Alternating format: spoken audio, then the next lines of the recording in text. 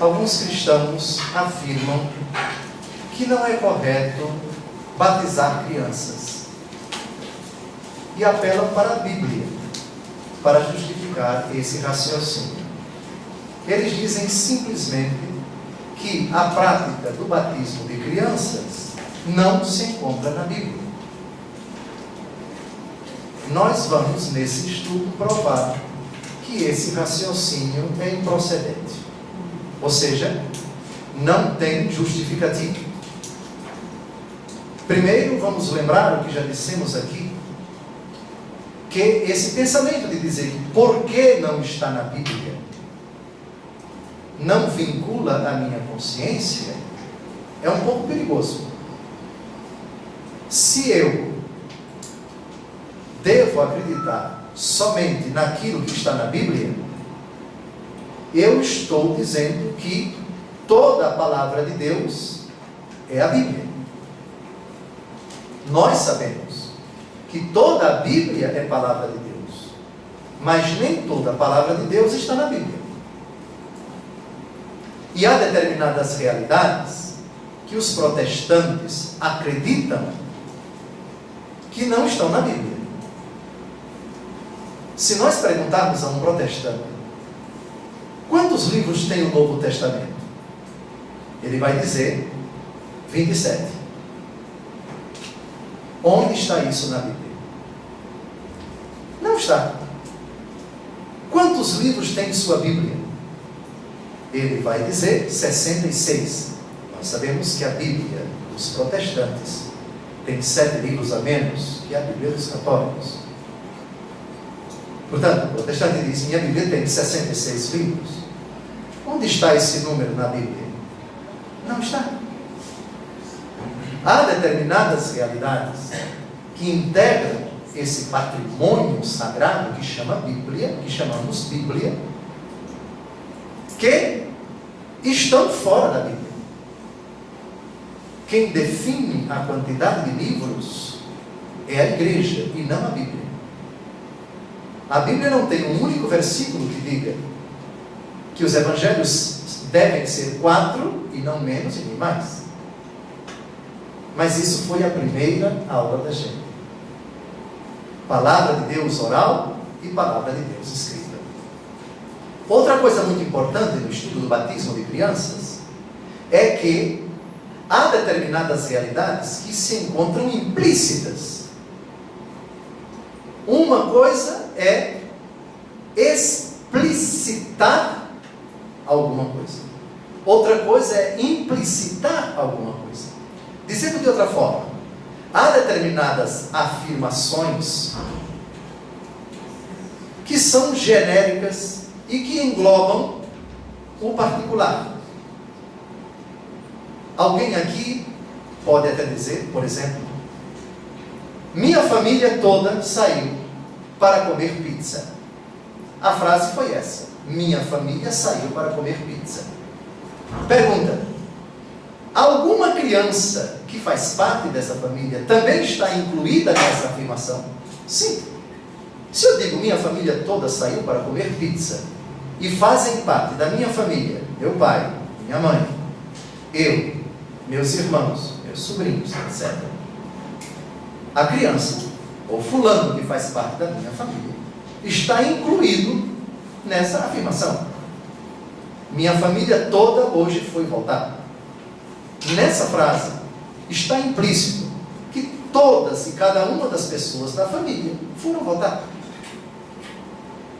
A frase foi genérica, não foi explícita.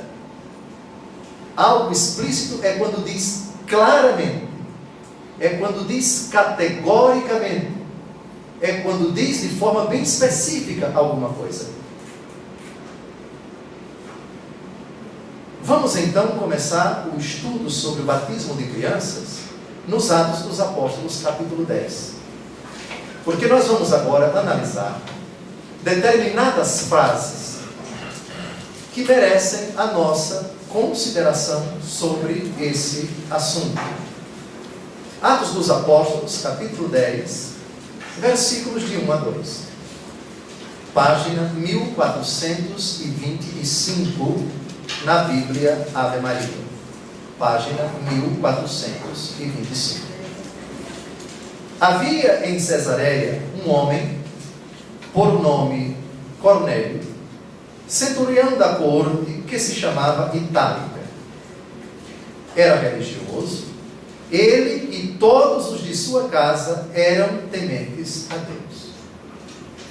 Essa frase nos interessa. Ele e todos os de sua casa. Muito bem. Agora pulemos para o versículo 24, lá a página 1426. No outro dia, os apóstolos, evidentemente, chegaram a Cesareia. Cornélio os estava esperando, tendo convidado os seus parentes e amigos mais íntimos. É a segunda frase que nos interessa. Cornélio e os de sua casa. Cornélio e seus parentes e amigos mais íntimos. Agora pulemos para o versículo 44. Estando Pedro ainda a falar, o Espírito Santo desceu sobre todos os que ouviam a santa palavra. Detalhe, São Pedro está na casa de Cornélio, em Cesareia. Cornélio está com todos os de sua casa. Chamou também os seus parentes e amigos. Depois que São Pedro proclama a palavra de Deus, vejamos o que acontece, versículos 47 e 48. Então, Pedro tomou a palavra. Porventura, pode-se negar a água do batismo a estes que receberam o Espírito Santo como nós? O Espírito Santo desceu sobre todos. Cornélio está ali com os de sua casa, com seus parentes e seus amigos. O Espírito Santo foi derramado sobre todos. Versículo 48. E mandou que fossem batizados em nome de Jesus Cristo. Rogaram-lhe então que ficasse com eles por alguns dias. Todos os presentes foram batizados. Muito bem. Ainda não chegamos à conclusão, porque agora nós vamos aos Atos dos Apóstolos, capítulo 16, versículos de 14 a 15. Página 1433. Eu estou mostrando para vocês como era a prática do batismo no tempo dos apóstolos. Eram batismos coletivos. A pessoa e todo mundo da casa dela. A pessoa e todos os parentes dela. A pessoa e todos os amigos dela. Já vimos o caso de Cornélio. Vamos agora a Lídia. Lídia era uma vendedora de púrpura. Púrpura, nós sabemos que é um tecido. E um tecido caro. Não a púrpura aqui comprada na feira, mas a púrpura oriental. Aliás, existem coisas das muitas que os orientais fazem, além dos famosos tapetes, persas, enfim, não é? Roupas, principalmente no Oriente Médio e no tempo de Jesus, era um negócio rentável.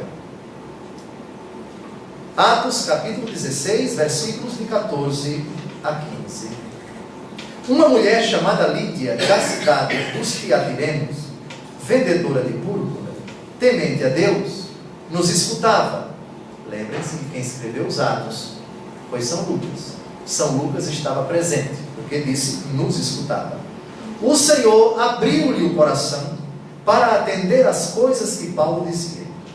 Foi batizada juntamente com a sua família e fez-nos este pedido: se julgais que tenho fé no Senhor, entrai em minha casa e ficai comigo. E obrigou-nos a isso. A frase que nos interessa está no começo do versículo 15. foi batizada juntamente com a sua família.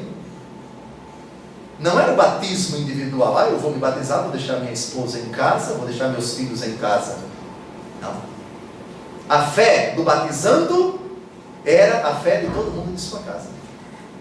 Lídia, não sabemos se era solteira, não sabemos se era casada, não sabemos se era viúva, não sabemos se tinha filhos, mas sabemos que toda a família dela foi batizada. Aqui eu vou fazer uma pergunta a vocês, a todos vocês. A sua família só tem adultos? Sim ou não? Bastaria isso para nós concluirmos o nosso estudo sobre batismo de crianças. Eu repito, Lídia foi batizada juntamente com a sua família. Alguém pode objetar? Mas não há certeza de que a família de Lídia, a família de Cornélio, tinha crianças.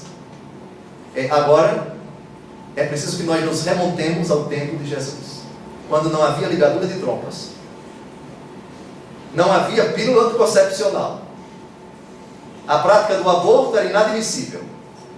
E para um judeu, quanto mais filhos, mais abençoada é a família. Dá para sustentar que crianças não foram batizadas? É um pouco difícil. Nós não podemos supor que a família, o núcleo da família judaica naquele tempo, era parecido com a nossa família. Nós estamos diminuindo do ponto de vista da quantidade de pessoas. As nossas mulheres do Ocidente não querem ter muitos filhos, mas ainda hoje no Oriente, a quantidade de filhos, quanto mais filhos, mais abençoada é aquela família. Se um dia vocês fizerem a experiência de voar em algum avião, alguma empresa aérea oriental, Turquia Airlines, ou é a El Al mesmo de Israel, ou qualquer outra empresa aérea do Egito, de qualquer país do Oriente, vocês vão ficar impressionados com a quantidade de crianças no avião. Porque o oriental concebe a bênção de Deus na sua prole. Quanto mais filhos, mais bênção. Quanto mais fertilidade, mais bênção da parte de Deus em favor daquela família, daquela mulher, daquele homem, e assim por diante. Então, já temos aqui dois casos curiosíssimos, significativos, de pessoas que se convertiam, abraçavam a fé e traziam todo mundo de sua família. Eu creio que minha família também. É lógico que estamos aqui numa mentalidade, por vezes marcada, com traços patriarcais. A vontade do pai era acatada pela família, pela esposa e assim por diante. Mas temos aqui também Lídia, é uma mulher. Nós temos também aqui, talvez, quem sabe, um traço matriarcal, não sabemos, repito, se ela era casada, se ela era solteira ou se ela era viúva. O fato é que a prática, o normal era: você acreditou em Jesus, vai ser batizado, não vai ser sozinho, traga todo mundo de sua família. E quando falamos de família com crianças. Repito, não podemos forçar a barra e interpretar família no sentido somente de adultos. Repito o versículo 14, 15. Foi batizada juntamente com a sua família. E Cornélio, toda a sua casa, todos os seus amigos e parentes. Amigos e parentes. Amigos não necessariamente são da família. Mas tem mais. Pule agora para o versículo Atos dos Apóstolos, capítulo 16, versículos de 31 a 33. é o carcereiro de Filipos. É o segundo caso de suicídio no Novo Testamento. Qual foi o primeiro caso consumado de suicídio no Novo Testamento? Judas Iscariotes. Mas esse segundo caso foi uma tentativa de suicídio. Paulo está na prisão com Silas. Eles estão louvando a Deus altas horas da noite, enfim, e de repente, por volta da meia-noite, diz o versículo 25, sentiu-se um terremoto que abalou os fundamentos do cárcere. Abriram-se logo todas as portas e soltaram-se as algemas de todos. O carcereiro acordou e, percebendo que as portas do cárcere estavam abertas, ele pegou a espada para se matar. Por que ele tentou se tirar a vida? Porque certamente as autoridades, os superiores dele, quando soubessem que os presos haviam fugido, certamente que a rebordosa ia cair em cima dele. E aí a punição seria implacável. Então, na cabeça dele, eu prefiro me matar. Aí ele puxa a espada para tirar a própria vida. Diz o versículo 27, tirou da espada e queria matar-se. Mas o apóstolo Paulo bradou em alta voz: não te faças nenhum mal, pois estamos todos aqui. Então o carcereiro pediu luz, entrou e lançou-se trêmulo aos pés de Paulo e Silas. Depois os conduziu para fora e perguntou-lhes: senhores, que devo fazer para me salvar? A pergunta é precisa. Para me salvar. Não foi para salvar a minha família. Gravem isso, porque daqui a pouco eu vou voltar a esse assunto. Disseram-lhe: crê no Senhor Jesus e serás salvo, tu e tua família. É isso que nos interessa. Se eu creio e entrego meu coração a Jesus, dou a minha vida para Ele e passo a viver por Ele, nele e para Ele, e por causa dele, levo comigo toda a minha família. Versículo 32. Anunciaram-lhe a palavra de Deus, a ele e a todos os que estavam em sua casa. Então, naquela mesma hora da noite, ele cuidou deles e lavou-lhes as chagas. Imediatamente foi batizado ele e toda a sua família.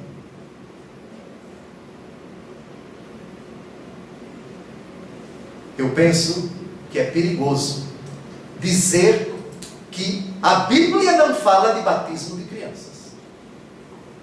Ela não fala explicitamente, mas implicitamente sim. Toda a sua família. Detalhe, não confundir toda a sua família com todas as pessoas que moram na sua casa. Toda a minha família está em Alagoas, uma parte de São Paulo. Familiares, pai, mãe, irmãos, e mais, parentes, aderentes, e se quiser colocar também os absorventes, no bom sentido, evidentemente, né? Os absorventes são as malas que ficam grudadas e que não são propriamente malas.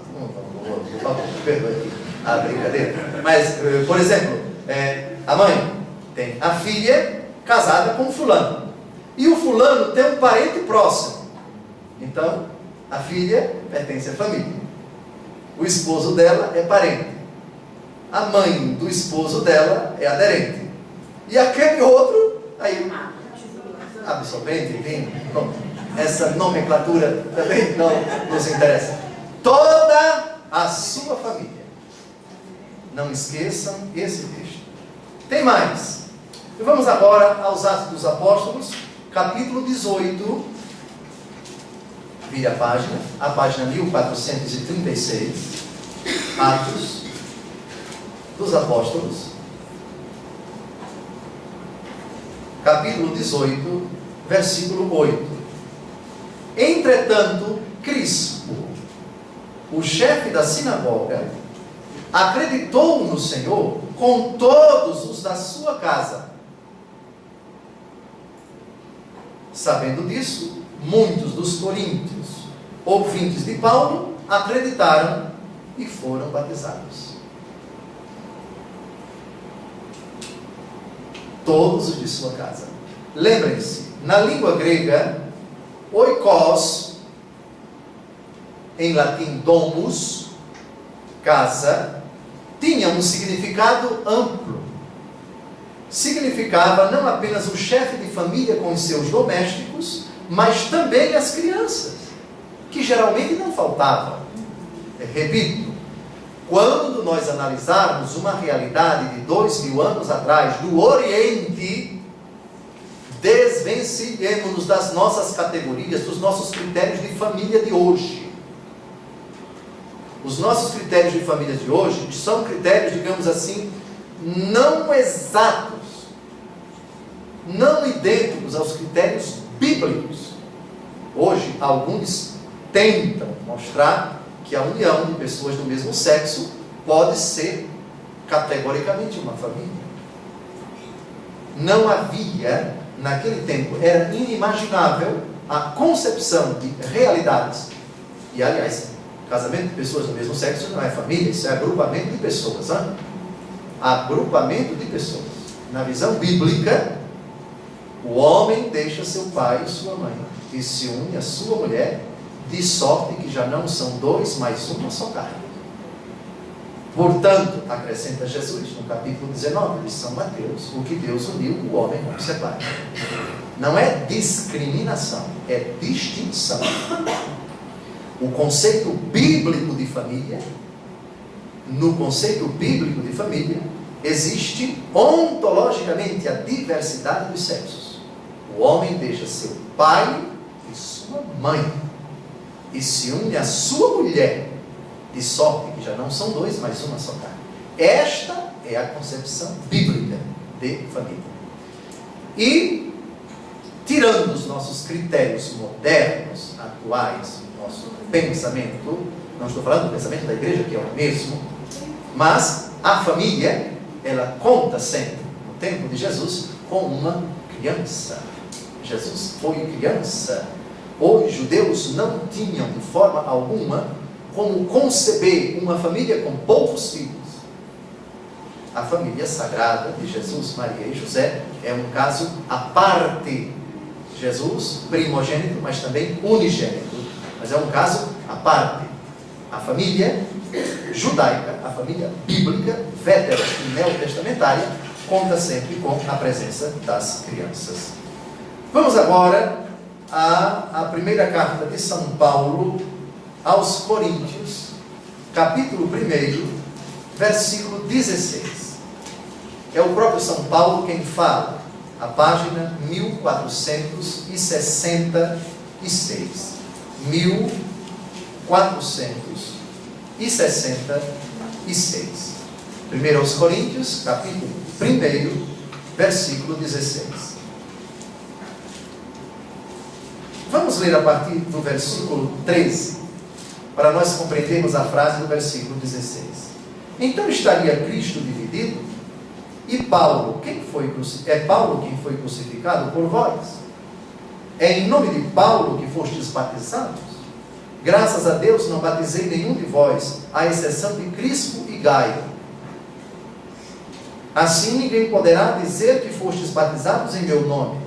Aliás, batizei também a família de Estéfanas. Além destes, não me consta ter batizado ninguém mais. São Paulo batizou a família de Estéfanas, não só Estéfanas. Portanto, até aqui podemos concluir com segurança. Os apóstolos não batizavam pessoas individualmente, batizavam coletivamente. É lógico que de uma família havia um que acreditava. Alguém ouvia a pregação dos apóstolos, aceitava Jesus, aceitava receber o batismo. Só que o batismo só era celebrado com a presença de todo mundo. A família, os de sua casa. Isso é muito importante.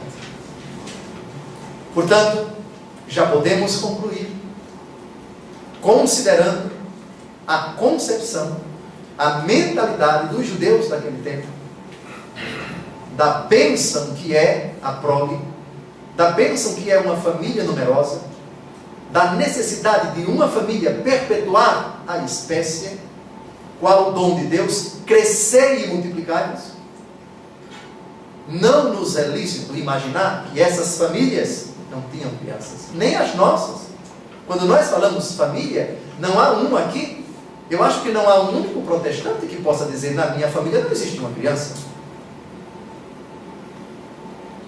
Logo, a conclusão, os apóstolos batizavam crianças. Isso se encontra implícito nessas citações, nesses textos que nós acabamos de ouvir.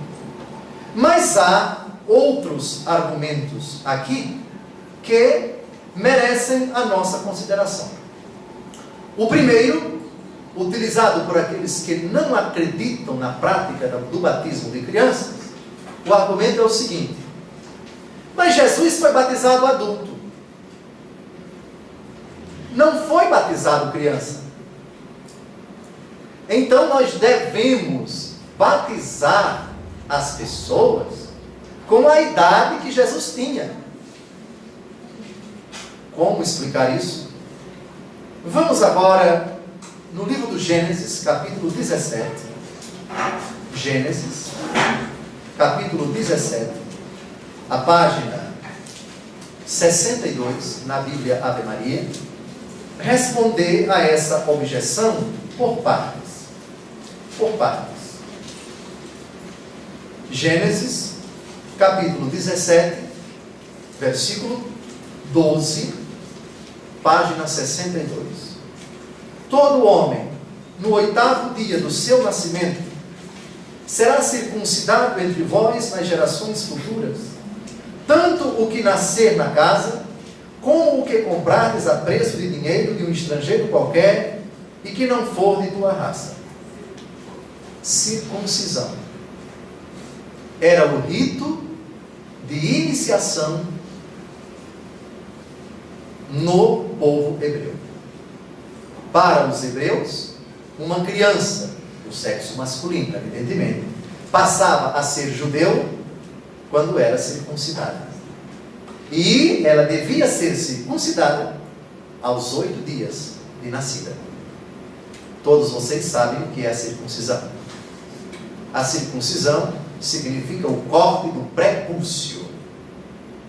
O corte do prepúcio é o corte daquela carne que une a pele que protege o órgão sexual masculino da cabeça do órgão sexual masculino. Hoje, algo parecido, chamamos o que? A operação de fimose. Enfim. Então, se corta com uma tesourinha, uma lâmina muito bem afiada e esterilizada, no tempo de Abraão, aqui, provavelmente com fogo, que era a única forma que se tinha de esterilizar, provavelmente, uma lâmina, né, submetê-la ao fogo para cortar. Deve ser uma dor tremenda e o coitadinho do bebê deve chorar por alguns minutos, enfim, mas isso era obrigatório. E ainda é. Podem conversar com qualquer judeu. Essa é, entre aspas, a marca registrada dos judeus, o sexo masculino. A mulher, ela é consagrada, ela é oferecida a Deus. Lembram da apresentação de Nossa Senhora? É uma festa que nós celebramos, uma memória obrigatória. A Bíblia não fala, mas provavelmente, como todas as crianças do sexo feminino, Nossa Senhora foi apresentada no templo. Só que no caso dos homens, essa apresentação, 8 dias depois de nascida, implica também o rito da circuncisão. Jesus foi batizado adulto, mas foi circuncidado com 8 dias. Contra a vontade dele? Não. Alto lá. Aqui já está outro critério que merece nossa consideração. Os que dizem que não é correto batizar crianças, alegam que a criança está sendo violentada. A coitadinha está recebendo uma coisa que ela não pediu para. Então deveria-se, segundo eles, esperar que a criança crescesse para decidir se quer ser batizada ou não, e se nessa igreja ou na outra. Onde está a falácia desse raciocínio? A falácia está nos mesmos que falam. A lei da natureza exige que muito daquilo que nós recebemos seja nos dado. Não é contra a nossa vontade, mas à mercê dela.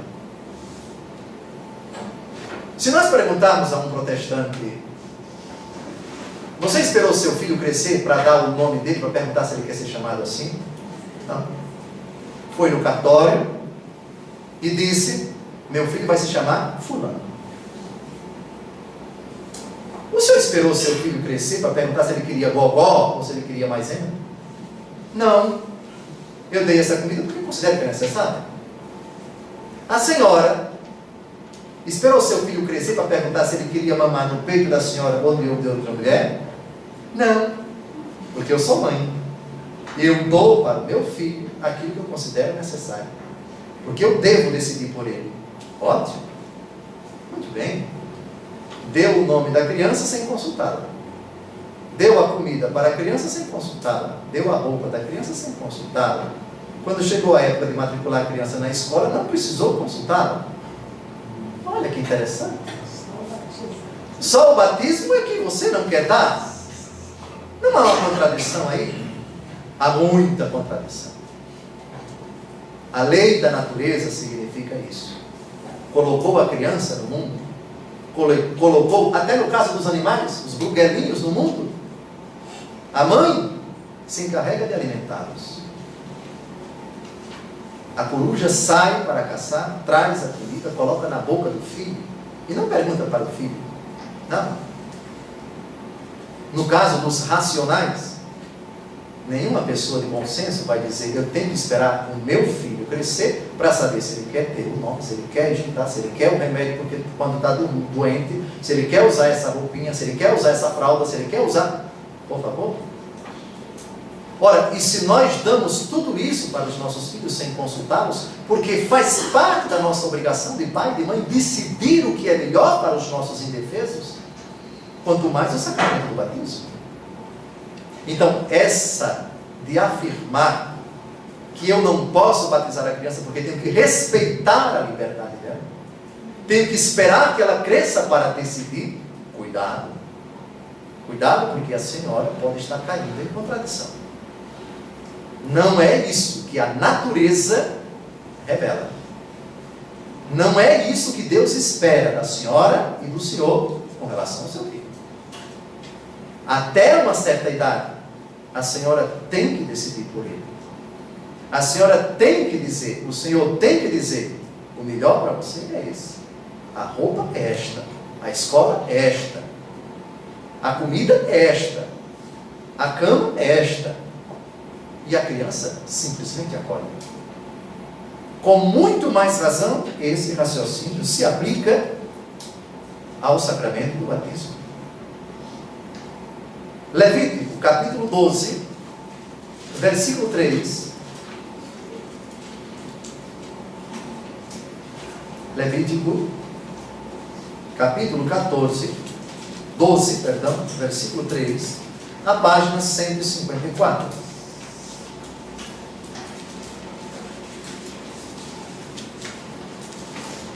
Levítico, capítulo 12, versículo 3. No 8º dia, far-se-á a circuncisão do menino.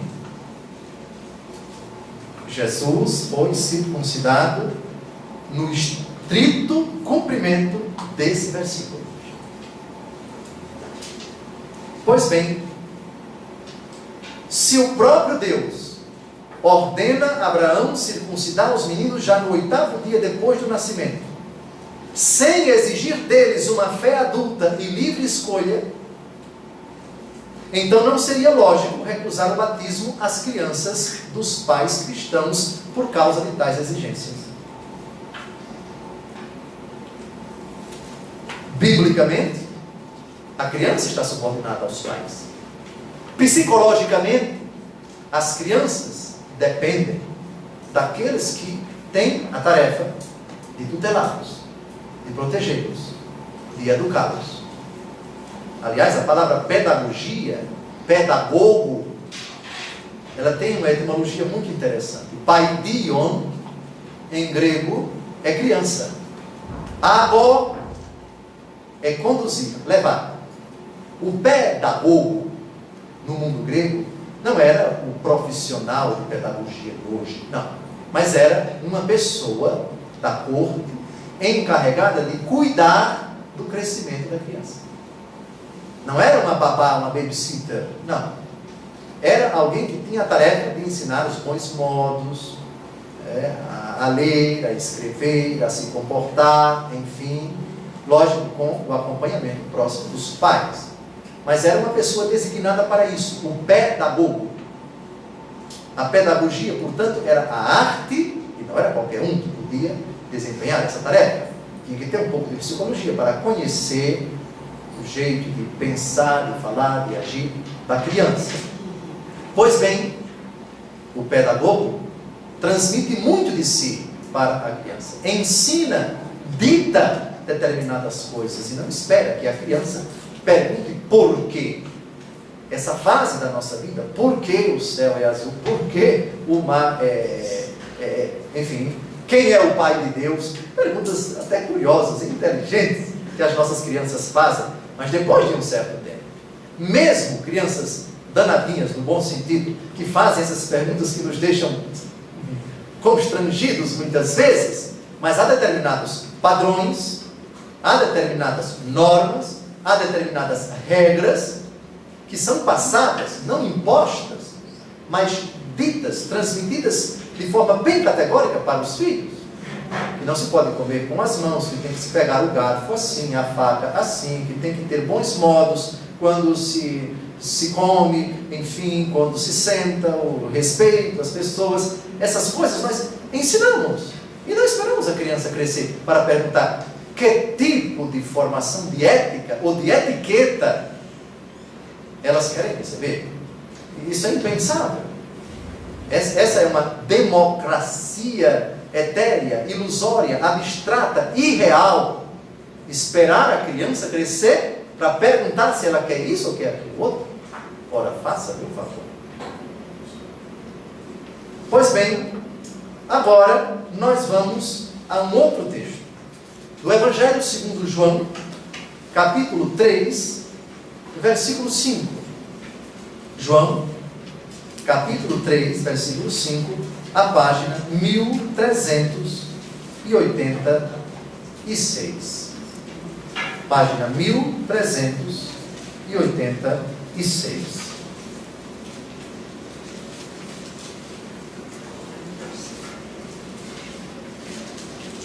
João, capítulo 3, versículo 5. Respondeu-lhes Jesus: em verdade te digo, quem não renascer da água e do Espírito, não poderá entrar no reino de Deus. Jesus não disse quem não renascer adulto. Jesus disse quem não renascer da água e do Espírito não entrará no reino dos céus. Jesus aqui não faz acepção de pessoas. Não distingue as pessoas pelo fato de serem adultas ou crianças. Mas isso suscita uma outra questão. Mas as crianças são inocentes. O batismo supõe, segundo eles, os objetantes, segundo eles, o batismo supõe uma culpa, já que o batismo nos faz renascer.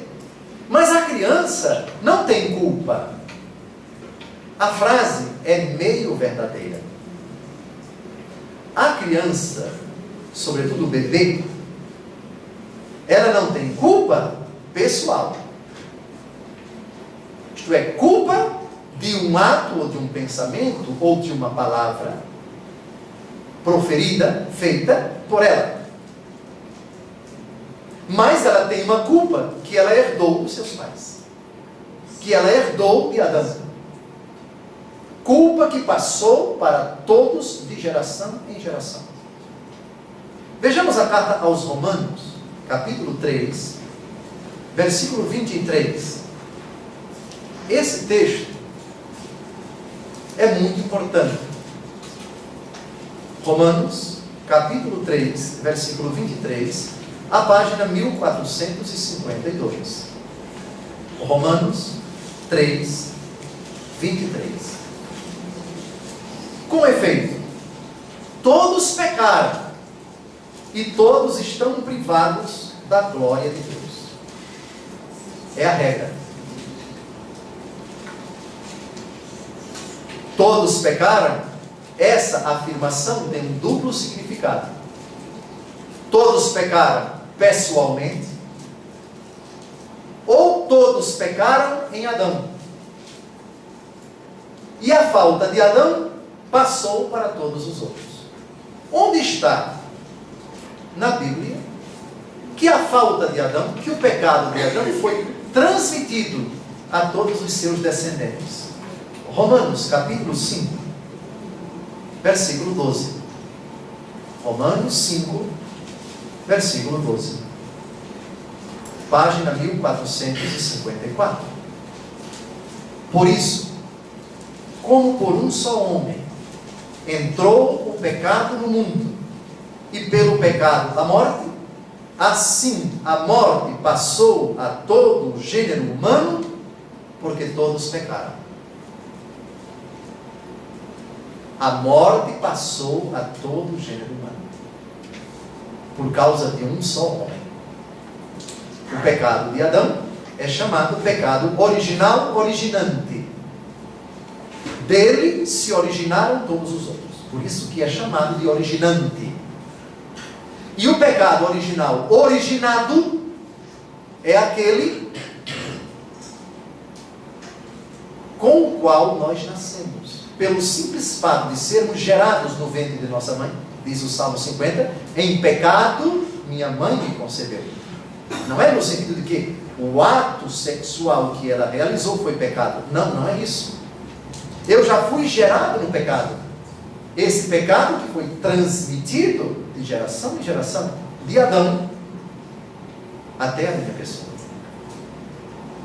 Portanto, os filhos de Adão, por estarem solidários com Adão, herdaram essa maldição. Mas é justo, Dom José, que o filho pague pelo pecado do pai? Claro que não é.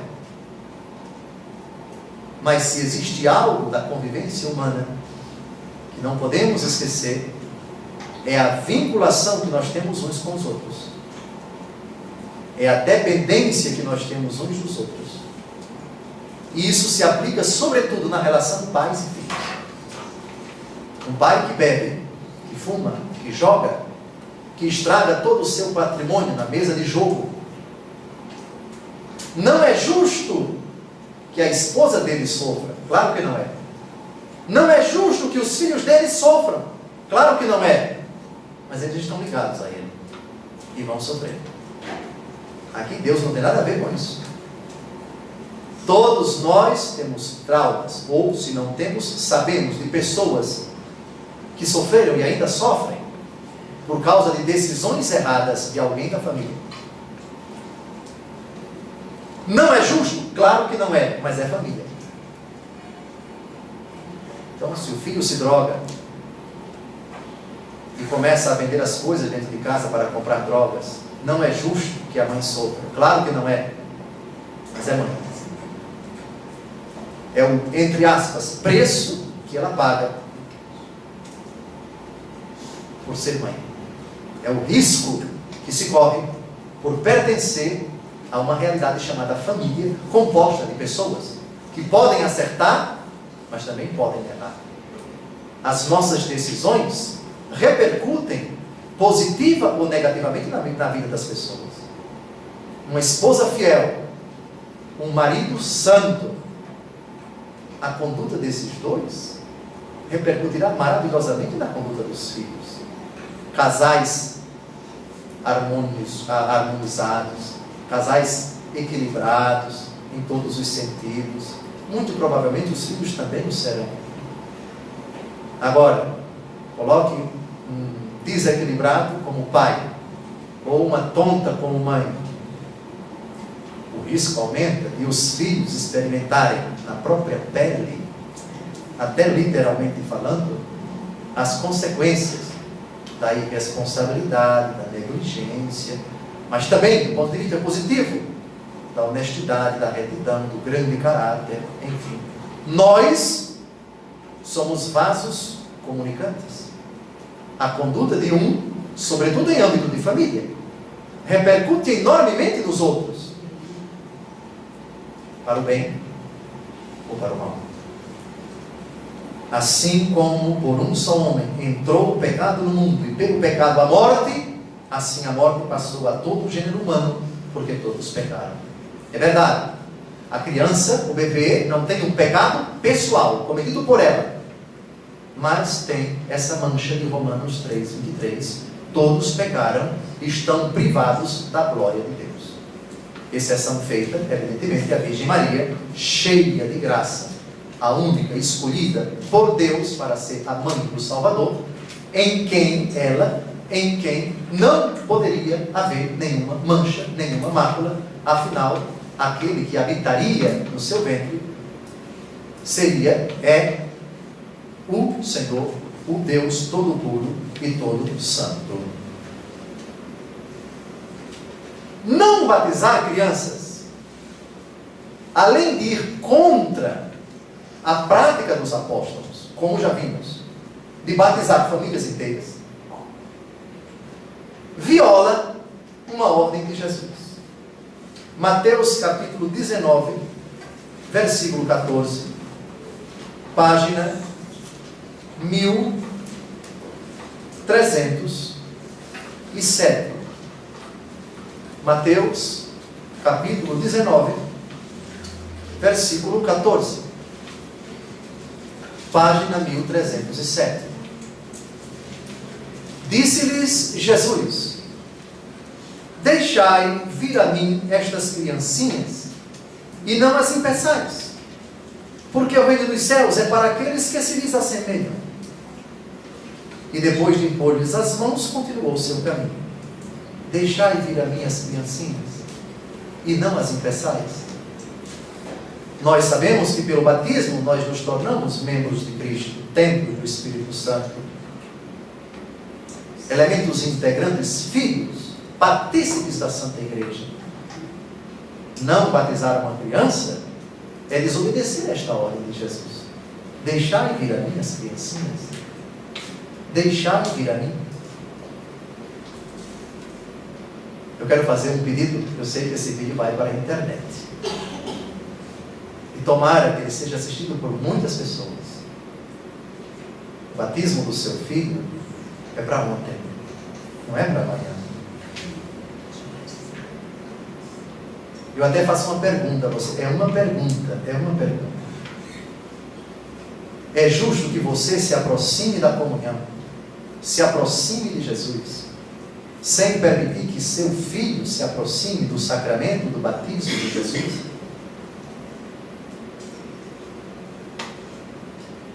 Eu estou fazendo uma pergunta. Nós temos que ser muito coerentes com a palavra de Jesus. Deixai vir a mim as criancinhas, e não as impeçais. Não, mas eu quero batizar a criança. É porque o meu marido disse que só quer fulano para padrinho, que está em Miami, e ele nunca vem. A criança já está com 7, 8, 9, 10 anos, e o padrinho não aparece. O outro diz: não, eu vou batizar, mas eu tenho que ter condições financeiras para isto. Deixai vir a mim as criancinhas, não as impeçais. Por que você coloca esse impedimento? A criança necessita da graça de Deus. A criança sem o batismo não pode rezar o Pai Nosso. O Pai Nosso é a oração dos filhos de Deus. Quem não é cristão não pode rezar o Pai Nosso. A criança necessita da graça de Deus. Portanto, eu faço esse apelo. Não, mas tem que ter padrinho. Não é necessário batizar com padrinho. O padrinho é um detalhe importante, sem dúvida alguma, mas na atual disciplina canônica da igreja é recomendável que, por ocasião do batismo da criança, os pais estejam acompanhados de padrinhos, que são aquelas pessoas que vão ajudar o pai e a mãe a educar a criança na fé. Mas não é essencial que haja um padrinho. Aliás, tem até uma regra muito interessante. Se o problema é o padrinho que não aparece, que não vira férias, que não vem à sua casa, marque o batismo e diga: olha, o batismo vai ser no dia tal. Se você não aparecer, fica aí só na boa intenção. Eu vou batizar a criança, porque sou cristão. Porque eu não posso esperar. Porque eu devo prestar contas dela diante de Deus. Porque ela tem necessidade de ser filha de Deus. E eu acredito na necessidade do batismo. Quem não nascer da água do Espírito não pode entrar no reino dos céus, disse Jesus. É uma questão de consciência. Você, portanto, considere algo como absolutamente irrelevante festa. A grande festa é o próprio batismo. Batize imediatamente o seu filho, irmão católico. Batize o seu filho imediatamente, irmã católica. E faça um apelo aos avós de crianças pagãs. É para fazer um apostolado implacável, no bom sentido, evidentemente. De insistir, de cobrar, de recomendar, de exortar, isso não é correto. Meu neto pagão, minha neta pagã, meu bisneto pagão, minha bisneta pagã, isso não. Considerem isto uma questão de honra. Espero que vocês não durmam tranquilos, ou talvez nem durmam com esse abacaxi dentro da família de vocês. Um pagão. Sobretudo, se o pai desse pagão, dessa criança, desse neto ou bisneto, se o pai é da sua família e é católico, e se diz católico. Se a mãe é católica, ou se diz católica. Ou, pior ainda, se os dois, os pais da criança pagã, os dois se dizem católicos. Mais grave ainda, se comungam. Então eu vos lanço esse desafio. Nenhuma criança pagã na vossa família. Porque é bíblico. Ele e todos de sua família. Ele e todos de sua casa. E o último argumento é esse. Mas a criança não tem consciência. O outro argumento anterior é que a criança precisaria escolher. Já derrubamos esse argumento. Agora o último argumento. A criança não tem consciência daquilo que está acontecendo. Será? Vamos dar uma olhada, por favor. No Evangelho segundo Lucas, capítulo 1, versículos de 42 a 44, página 1346. Lucas, capítulo 1, versículos de 42 a 44. É Isabel quem exclama. E exclamou em alta voz: Bendita és tu entre as mulheres, e bendito é o fruto do teu ventre. De onde me vem esta honra de vir a mim, a mãe de meu Senhor? Agora, viu? Agora, um versículo só, para calar a boca de quem disse que criança não tem consciência. Pois assim que a voz de tua saudação chegou aos meus ouvidos, a criança estremeceu de alegria no meu seio. Quem disse à senhora que a criança não tem consciência? Quem disse à senhora que as crianças não sentem as coisas? Eu lhe aconselho a consultar um médico, uma médica ginecologista, e perguntar: a criança sente o que está acontecendo fora da barriga? A criança tem emoções? A criança percebe o clima de desunião, de aflição, ou, ao contrário, de alegria, de paz ao seu redor? E vocês vão ter uma surpresa impressionante. A criança percebe as coisas.